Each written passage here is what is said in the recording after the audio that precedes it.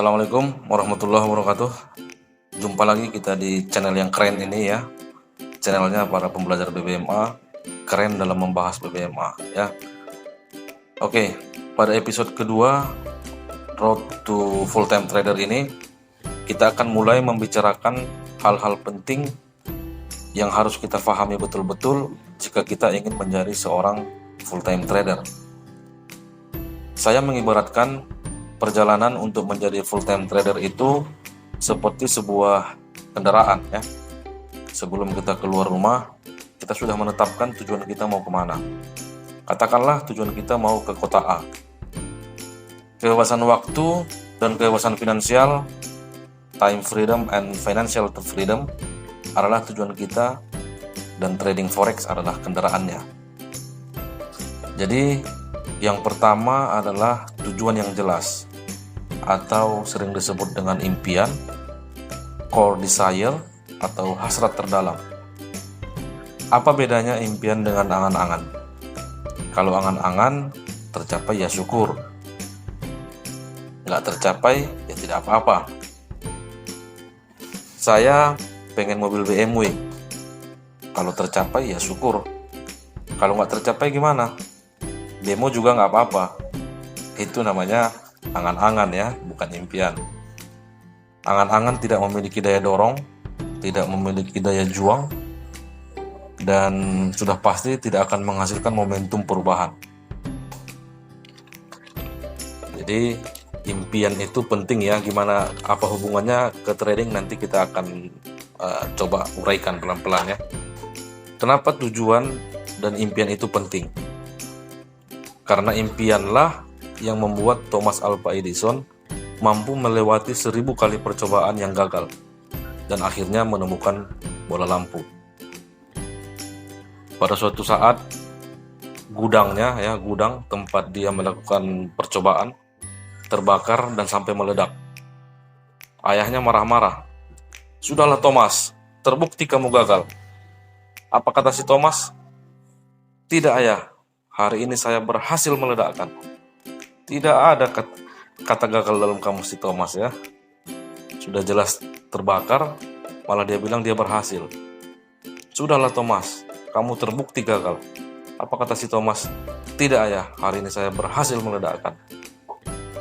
Dan semua tokoh-tokoh sukses besar di dunia mengalami proses ini, proses kegagalan. Jadi dalam proses menjadi trader yang tangguh dan profitable, akan ada proses kegagalan yang akan kita lalui. Jadi jika kita punya tujuan yang jelas, maka kegagalan-kegagalan seperti MC, floating loss berhari-hari, overtrade, overload, dan semuanya pada akhirnya akan memaksa kita untuk patuh dan disiplin pada peraturan, rule, ataupun SOP. Dan disinilah saatnya perjalanan Anda menuju sukses dimulai. Perjalanan Anda menuju full-time trader dengan tujuan kebebasan waktu dan kebebasan finansial sudah dimulai sejak pertama kali Anda menyadari bahwa kita harus memiliki SOP yang jelas, kemudian patuh dan disiplin terhadap SOP tersebut, apapun yang terjadi. Ya. Jadi ini seperti saat kita mengendarai kendaraan ya, logika yang pertama tadi. Dalam perjalanan kita sebenarnya terikat oleh aturan negara atau katakan aturan lalu lintas. Seperti saat lampu merah harus berhenti dulu misalnya.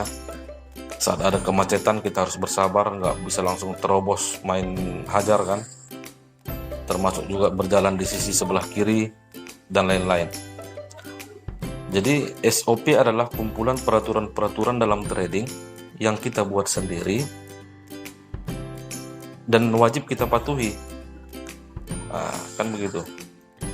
Jika tidak patuh, sanksinya memang bukan ditilang polisi, tapi Anda akan kehilangan modal, bangkrut, dan pada akhirnya psikologi Anda terganggu, dan akhirnya tujuan semakin jauh.